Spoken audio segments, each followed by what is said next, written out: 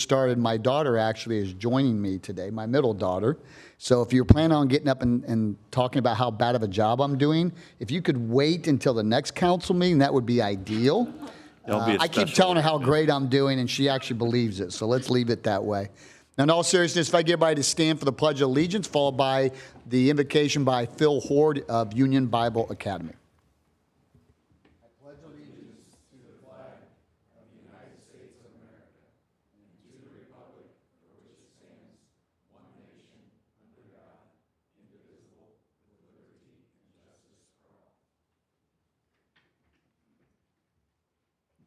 Father, we thank you for this day, this wonderful summer day.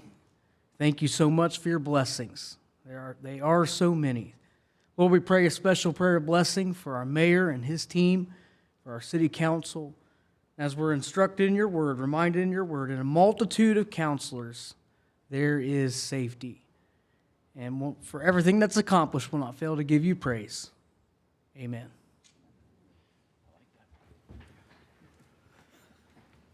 President Tam, would you like to run the meeting, please?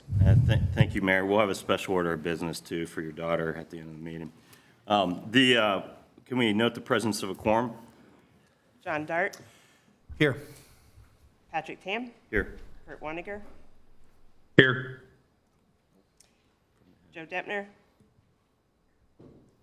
Noah Herron. Here. Chad Huff. Here. Victor McCarty. Here. We do have a quorum. Thank you. Next order of business is approval of the minutes from the June 9, 2025 meeting. Assuming everyone's had the opportunity to review those, I need a motion and a second. Motion to approve. Second. We have a motion made by Councilor McCarty, seconded by Councilor Dart. Seeing no other conversation, may we call the roll? Victor McCarty. Yes. Patrick Tam. Yes. Kurt Woniger. Yes. John Dart. Yes. Joe Deppner. Oh, sorry. Noah Herron. Yes. And Chad Huff. Yes. Motion carries 6-0. Thank you. The next order of business is approval of the claims. Assuming everyone's had an opportunity to review those, I need a motion and a second. Motion to approve the claims. Second. Motion made by Councilor Dart, seconded by Councilor McCarty. Seeing no other conversation, may we call the roll? Chad Huff. Yes. John Dart. Yes. Noah Herron. Yes. Patrick Tam. Yes. Kurt Woniger. Yes. Victor McCarty. Yes. Motion carries 6-0. Great. Do we have any residents that wish to address the council tonight, Director? Okay, thank you. We'll move into our new business for this evening, which is Resolution 25-133, affirmatory resolution amendment to the economic revitalization area for North Point Business Park. This evening, we have Claire Jelinek here as well. I'm 2 for 2, by the way. Just everyone keep track. Every time you get it right, I'm going to be like, yes. I accept candy. Thank you. For the record, Claire Jelinek, Economic Development Strategist for the City of Westfield. The resolution before you is the confirmatory resolution to expand the North Point Business Park Economic Revitalization Area. This is the third time I have briefed you all on this. I'm going to scroll down to the bottom for the map. Okay, so as you can see, the green is what the existing ERA is as of today, and the yellow one is the request for the parcel to expand into the existing North Point ERA. Really, the goal of an ERA is to establish this as an economic development tool, so that way you all can consider tax abatement incentives for the future.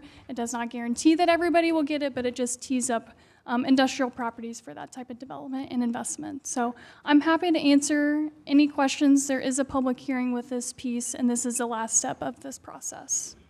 Great, thank you. Any questions this evening? We do need to conduct a public hearing on this. We're going to open up the public hearing this evening at 7:05.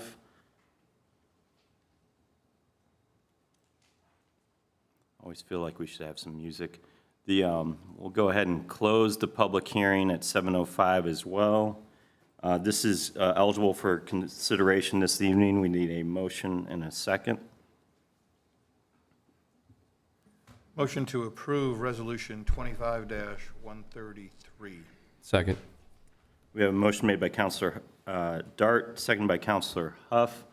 Seeing no other discussion, may we call the roll? Patrick Tam, Yes. Kurt Waniger, Yes. John Dart, Yes.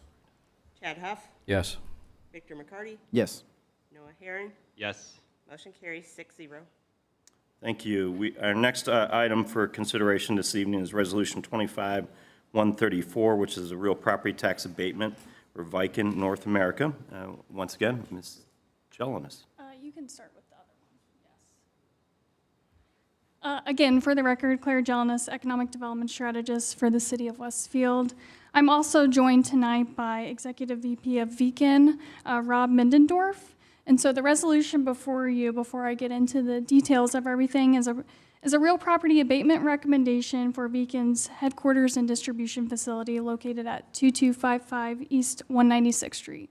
And this is the parcel that you all just voted on to expand that ERA. So before I discuss kind of the details and the meat of the resolution, I just want to invite Rob up to say a few words and introduce the company. Hi, I'm Rob Midnorth, Executive Vice President for Viken North America, and I assure you it is pronounced Viken. I messed it up for many years myself. I've got asked to come up and speak for a few minutes just to share a little bit about the company and what we do, since we do plan on putting our new North American headquarters in Westfield. As you can see up there, basically we're a industry leader in sanitation material handling tools, primarily for the food processing industry or any hygiene critical areas. We offer about 3,000 tools globally. We're visiting end users. We have 100 different patents and designs. And the parent company, Viken, is out of Denmark. They've been in business for 125 years doing the same thing. So we've been doing it a long time. About 40 years ago, Remco was a North American company. Started, and we got acquired by Viken about 5 years ago, so we're part of the group now. That's why we took on the Viken North American name. Worldwide, we have about over 325 employees. We distribute in 90 different countries. We have factories in Estonia and Denmark. Currently offices in 9 different countries. Just a quick snap, the parent company is owned by a family foundation established in the late 70s with 3 pillars: medical research, energy research, and support for marginalized children. This happened several years ago, so 90% of the parent company is actually owned by this foundation. We have a bunch of different product lines. What we do mostly in North America is that hygiene line over to the left. Lots of colors, lots of different products, again, used in food processing. So some of the other lines are available to us. The industries we serve, primarily food and beverage processing. We also do food retail. You'll see our solutions behind the counters in grocery stores and food service, and a little bit in food facility management and transportation.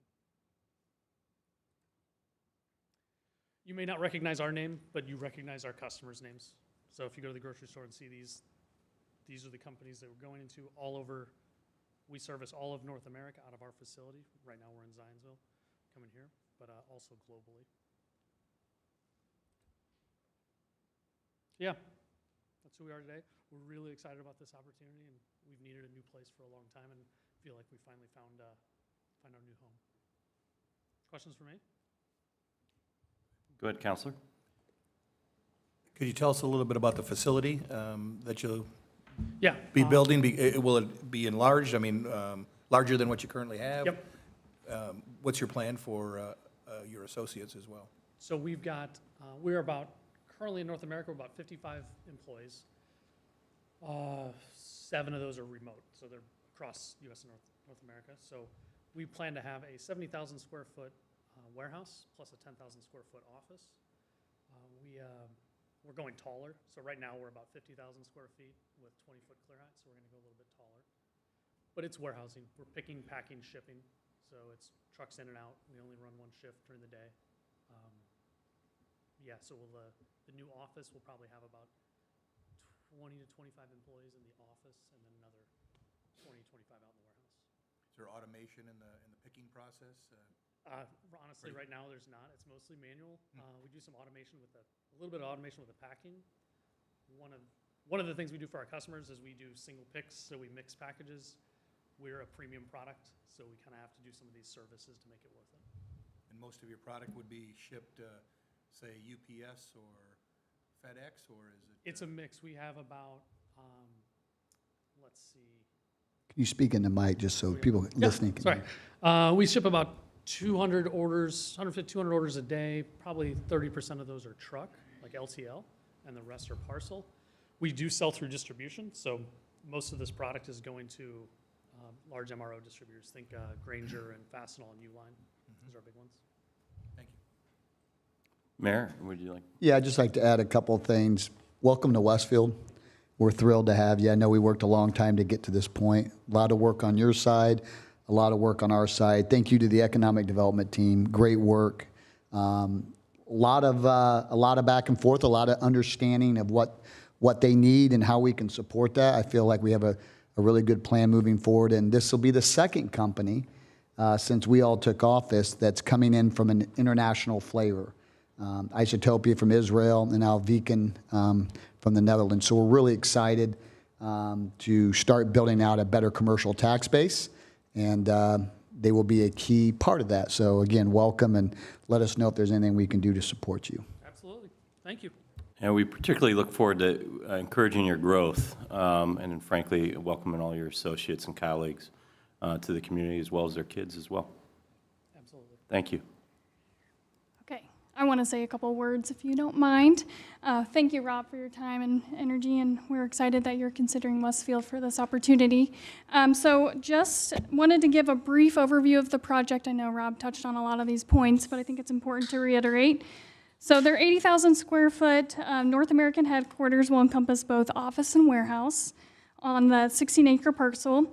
The client plans to complete all construction and relocation of their employees by the end of 2026. And employees have an estimated average wage of approximately $33 an hour. This number is not inclusive of their benefits package that they also receive through the company. So the client has estimated a little over $11 million in capital investment for their 80,000 square foot facility. And this slide provides you with the recommended step-down abatement schedule for your adoption consideration tonight. So as the mayor mentioned earlier, our department really strives to customize each abatement structure to meet the needs of the company when we have these negotiations and conversations. And so this front-loaded recommended abatement schedule helps offset Viken's upfront costs related to the annexation, the rezone, the site due diligence, utility extensions to the site, construction of the physical building, and the relocation costs. So just to name a couple for their project. So based on today's numbers, when the project is fully complete, we estimate the parcel will generate approximately $6.1 million in assessed value. And right now, as it currently stands, that parcel generates about $45,000 in AV right now. Okay, so, perfect. Okay, so I like visuals. I think it's easier to explain things when you can see it in real time. So I thought it'd be kind of helpful to just talk about like the impact to all the taxing units. So the graph on the right is really a snapshot of based on today's assessed value and property tax rates. Obviously, I want to caveat that this will change because tax rates change, assessed values change. So just think of this as like a balance sheet today. So properties are assessed in two buckets. You have one for the land and one for the improvements made on the property. So in a real property abatement, it phases in the property tax only for the improvements made on the property, and the revenues based on the land assessed value continue to be captured by all the taxing units. So the blue shading, which you can barely see at the very bottom of that graph, is today's land tax revenue that the parcel is generating, which is approximately $880 a year based on their assessed value of $45,800 in AV. The green showcases the phasing in of the anticipated tax revenues based on Viken's improvements to the property, which is that 80,000 square foot building. So this kind of just helps showcase the phasing in of the property taxes, and it also showcases just the investment that's generated from projects like this one. Okay. So just a couple of final thoughts and points that I wanted to reiterate. It's important to recognize the significant investment made by the client to get this industrial property online and feasible for the new North American headquarters. This project aligns with our goals of increasing the industrial footprint in our community, and I think it also says a lot that they're already forward-thinking and potentially slating future expansion opportunities on the parcel, as you can see to the right there. And this resolution does, I do want to note that the resolution does include that the client must complete all construction within 3 years of incentive approvals, and if they fail to do so, then we restart all those negotiations. So I'm happy to answer any questions. The resolution does have that SB1 document that I talked about 2 weeks ago, just kind of how to work through that, so. I'm sure I know the answer, but I believe there's something about a nonprofit being owned by a nonprofit. That doesn't really affect their property taxes or anything like that, correct? A nonprofit being owned? Aren't you guys owned by a nonprofit? Okay, but that doesn't affect your property tax payments or anything like that? No. Any other questions this evening? Claire, thank you for the graphs. I like them too. It's easier to see, so. Yeah. So this resolution is eligible for adoption this evening. We need a motion and a second. Make a motion to approve Resolution 25-134. Second. We have a motion made by Counselor Herron, seconded by Counselor Huff. Seeing no other conversation this evening, may we call the roll? Noah Herron, Yes. Kurt Waniger, Yes. Patrick Tam, Yes. Victor McCarty, Yes. Chad Huff, Yes. and John Dart. Yes. Motion carries 6-0. Thank you. Congratulations. We greatly look forward to you using the expansion site as well. So I know you do. We do too. So thank you very much. Moving on to ordinance 2539, which is the 199th and Monon PUD district. We have Mr. Crabtree. Yes, good evening, council. For the record, Dane Crabtree with the Community Development Department.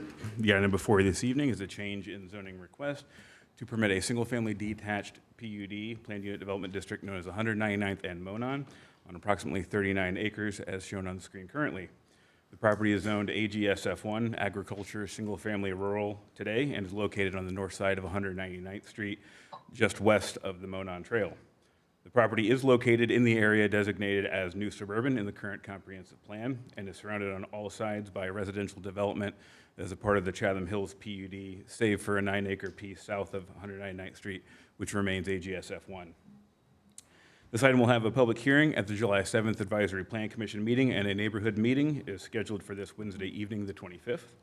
The proposed ordinance was filed by Onyx and East with representation by Nelson and Frankenberger, and John Dabashewitz is present this evening to provide more details on the project. Great, thank you, Dane.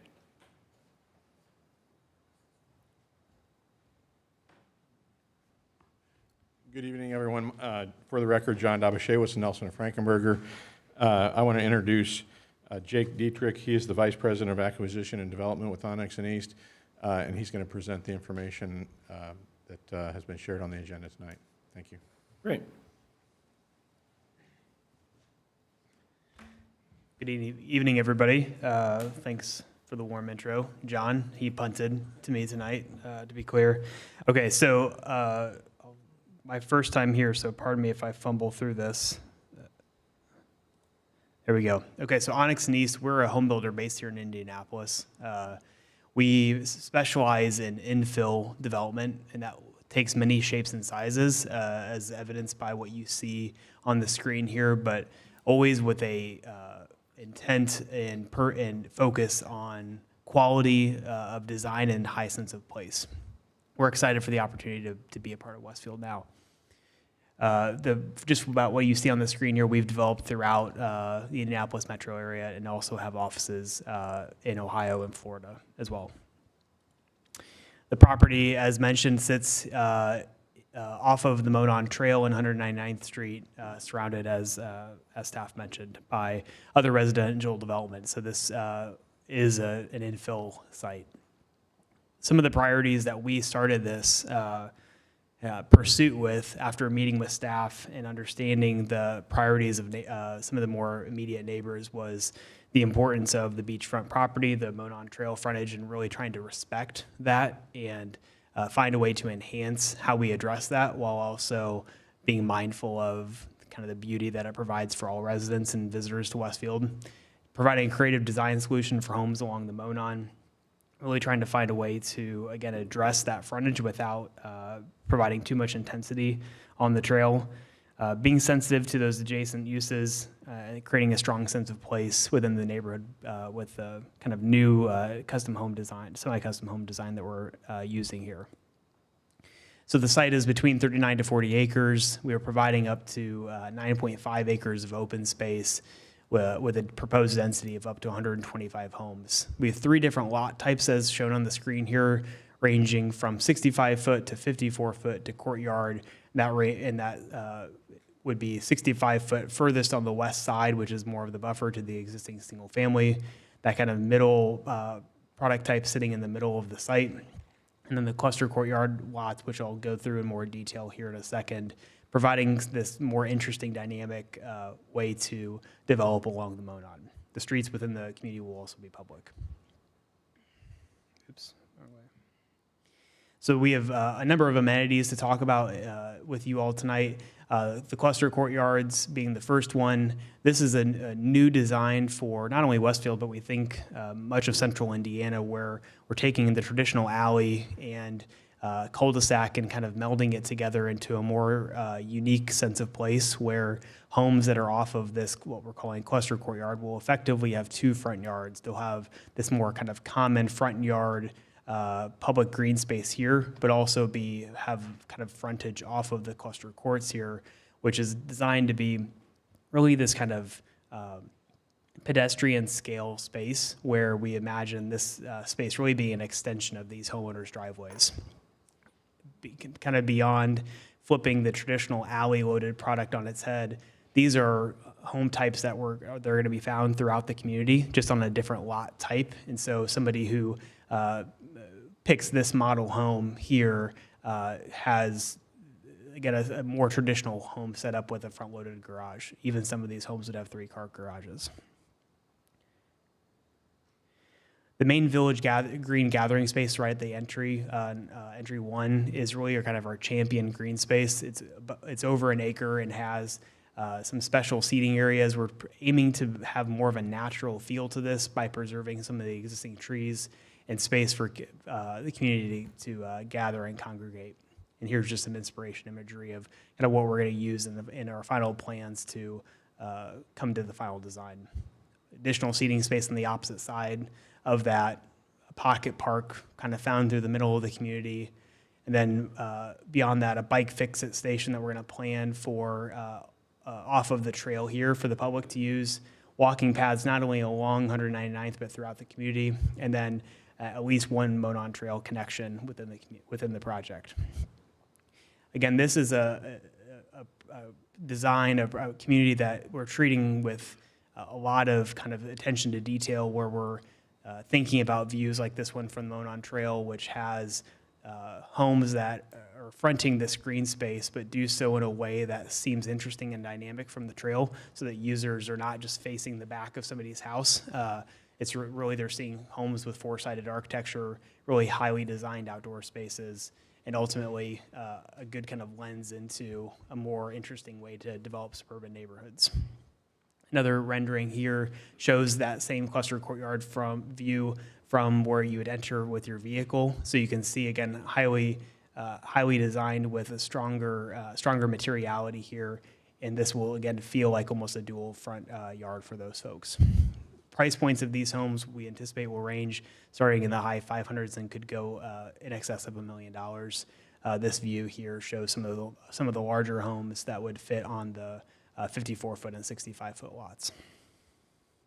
I'll just flip through some of the elevations here. Again, we're developing product for the site, taking into consideration some of the contextual architecture that's been done, but really aiming for more of this transitional contemporary that uses a majority of stone and fiber cement materials.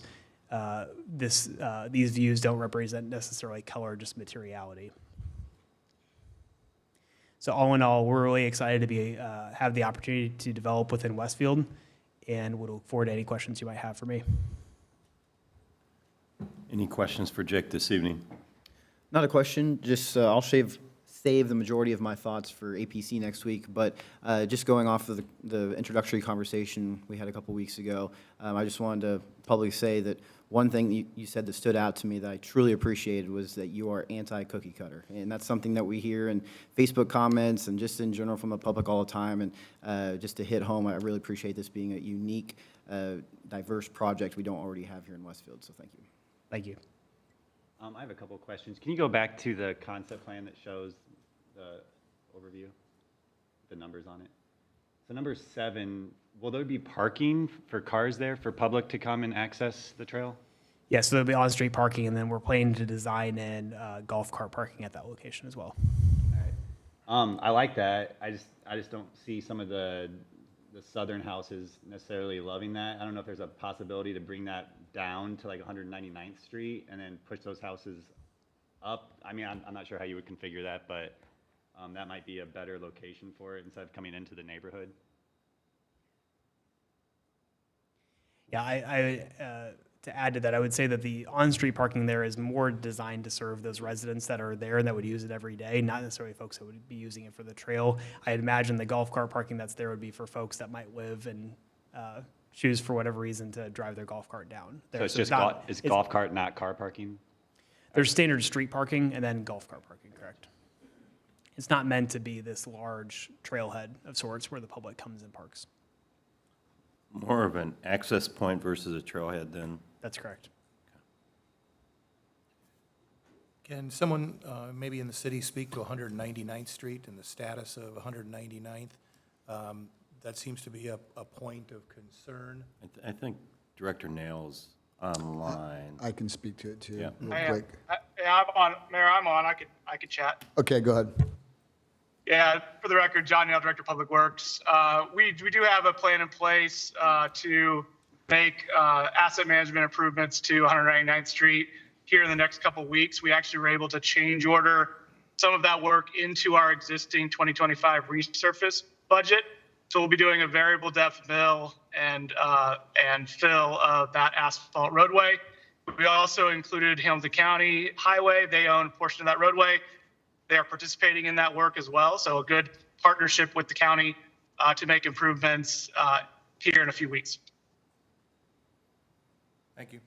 I think the majority of the council members have received emails this week from concerned citizens and neighborhoods with this development going in,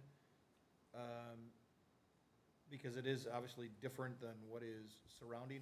I'm not sure what the density of Aberdeen is right offhand, but the rest of the homes that currently are against the Monon are not what I would consider high density at all, likely semi-custom to custom homes. Can you address that at all, and have you heard those concerns as well? I'm aware of the online petition.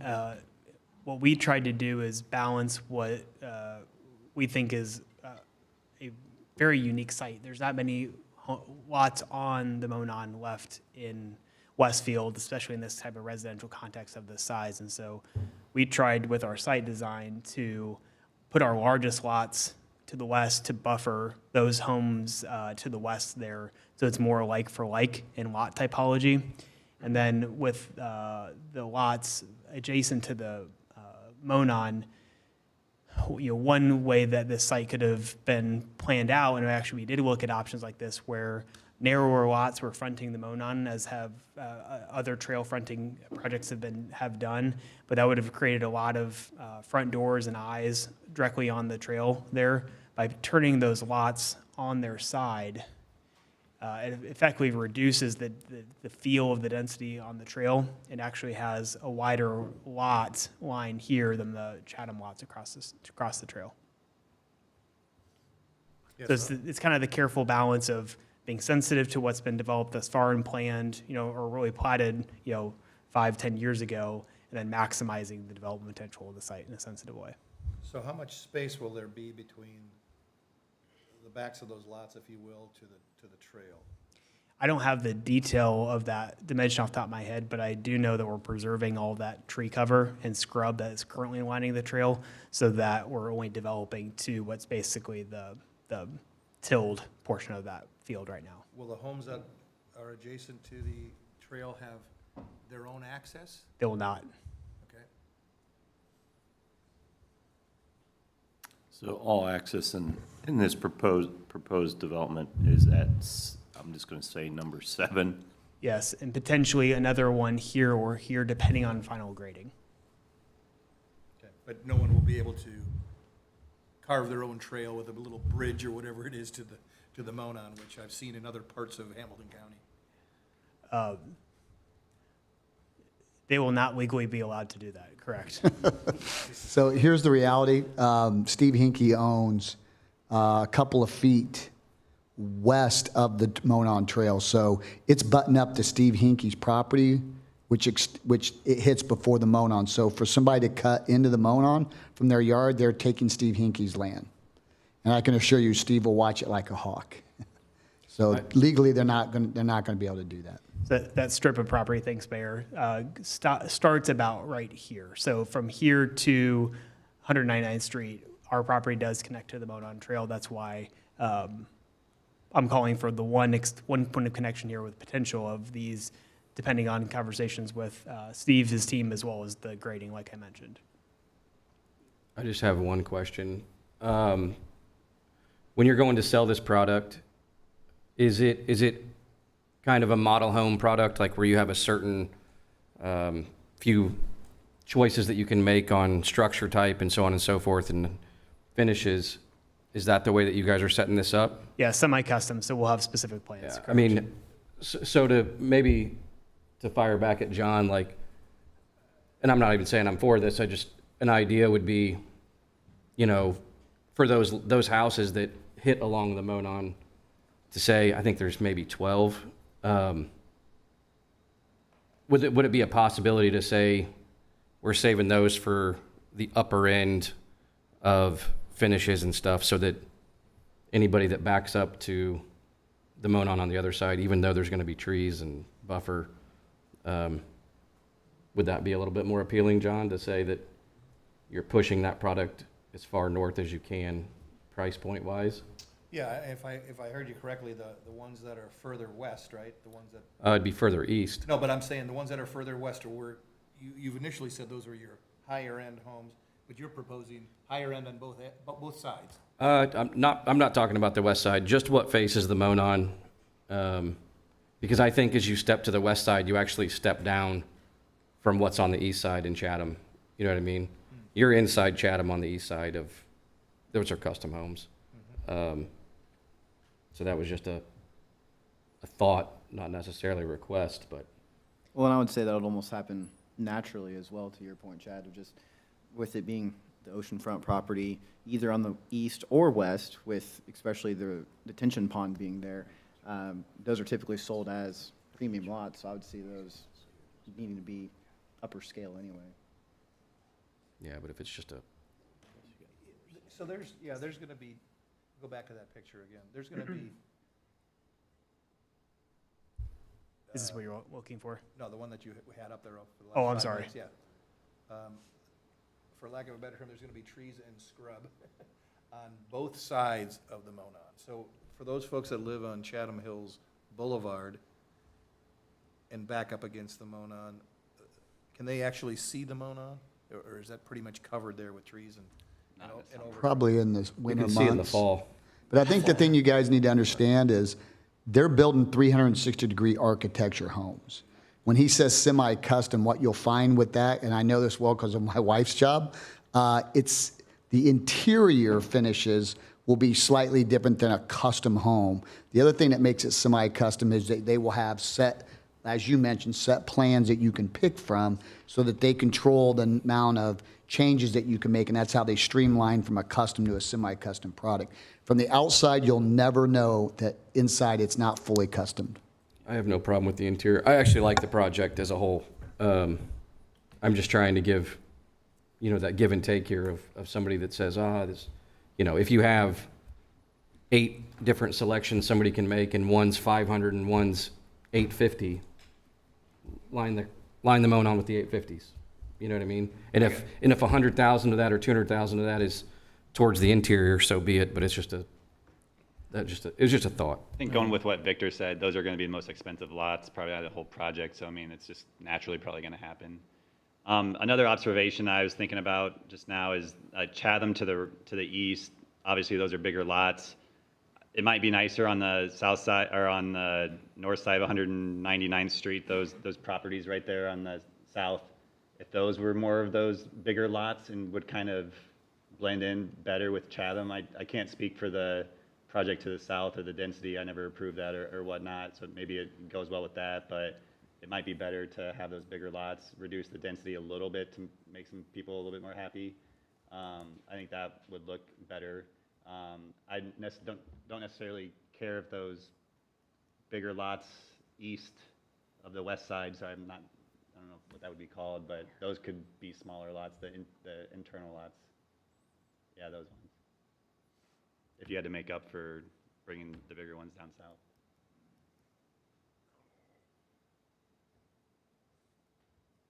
Any other conversation this evening?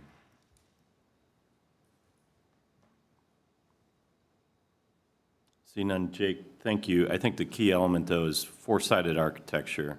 We have an architecture finishes throughout the entire home on all sides. I do like the creativity that you're showing, particularly here, the trails, or the internal trail, if you will, walk. The amount of attention to detail on your plans have been, at least in my perspective, been pretty darn good. At the same time, the treatment of trying to figure out how you address the monon, I do appreciate you coming forth with a lot of creativity with something that we haven't seen before, particularly with how you stage it, so you're not staring at a repetitive just back of the house with probably less architecture in some places, not all, but in some places that we may see throughout the city as well, because it does, I think, make the project better. I'm with Victor and Noah pointing out that, and others, that your premium lots will be on the Monon. So price points will just naturally gravitate upwards as well. So, but we look forward to you working through the APC process, and we look forward to seeing you here soon. Thank you. Thanks, everybody. Our next order of business is the introduction of ordinance 2540, which is a Wheeler Landing PUD amendment for the police headquarters. We have Ryan Collingwood with us this evening. Mr. Collingwood. Yep. Thank you, President, members of the council. Good evening. For the record, Ryan Collingwood with the Community Development Department. The item before you is a proposed amendment to the Wheeler Landing Plan Unit Development District, in which was originally established back in 2018 as Ordinance 18-04. The subject parcel is approximately 11.7 acres in size and is located generally on the west side of Grand Park Boulevard and about 1,000 feet north of the 181st Street and Grand Park Boulevard intersection, as seen on the location map on the screen. The amendment proposal is to incorporate development architectural elevations and monument sign character exhibits into the planning and development specific to just this area, in which will be utilized for the new City of Westfield's Police Department headquarters. The item is in front of you this evening for its first reading in front of the City Council. The item is slated for a public hearing in front of the Advisory Plan Commission at their first meeting in July next month. The petitioner's representation is present this evening for first reading, in which includes Veritas Advisors and Dewberry Architects, respectively. We are all collectively available for questions or concerns tonight, but do not plan on making any further introductory comments this evening. Thank you very much. Thank you, Ryan. Any questions, conversation this evening? Relatively straightforward. This is a introduction this evening. We'll need to go to the APC, and I would anticipate we'll come back here pretty quick with the level of change here. This is just an introduction. Moving forward, our next item of business is Resolution 25-137, which is the Common Council of the City of Westfield, Indiana, correcting the Scrivener's error in Ordinance 2403. We have Lauren Gillingham-Teague with us this evening. Thank you, Mr. President. For the record, Lauren Gillingham-Teague, Community Development Department. As you mentioned, the item before you tonight is a quick resolution to amend a Scrivener's error. We've recently discovered an Ordinance 2403, the Grand Millennium PUD District Amendment 3. In this, multifamily was inadvertently included as a permitted use within the clean ordinance, which was later signed and recorded. Despite the meeting discussion and all of the supporting documents indicating that standalone multifamily would actually not be permitted. This item is up for adoption tonight. Legal, do you have anything to add? Sure, thanks, Lauren. I'll just add that I'll also say that I do have a new member of the legal department. I don't know if all of you have had the chance to meet her yet. Her name is Nicole Buskell. She has done a great job so far. So she actually is doing a lot of our community development, planning, and zoning work. So she worked with Lauren's team on this, and I was aware of what was happening and reviewed as well.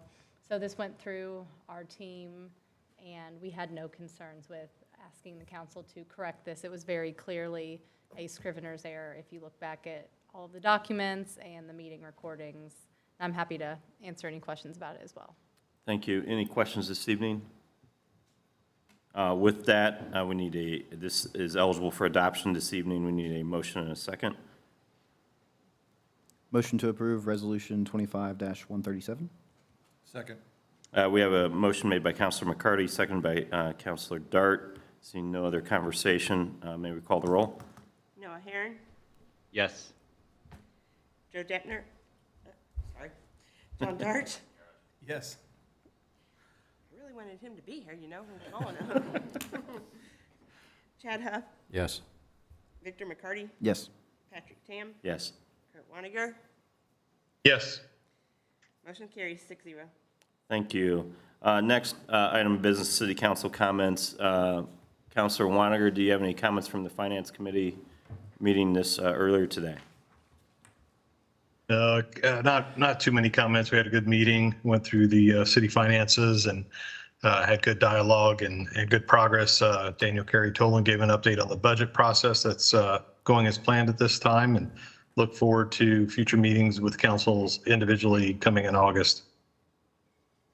Thank you. Councilor McCarty, Yeah, APC update. Real quickly, we had our workshop meeting last week where we only had one item discussing Town Road Crossing Amendment, but we did discuss it for over an hour. So I'll keep you all updated as that works through the process. Thank you. Great, thank you. Mayor, do you have any comments? this Nothing evening? new. So should we ask for your daughter for any comments this evening? No, she's not allowed to speak. I would tend to agree with you as well. So do we have a motion to adjourn? So moved. We are adjourned. Thank you.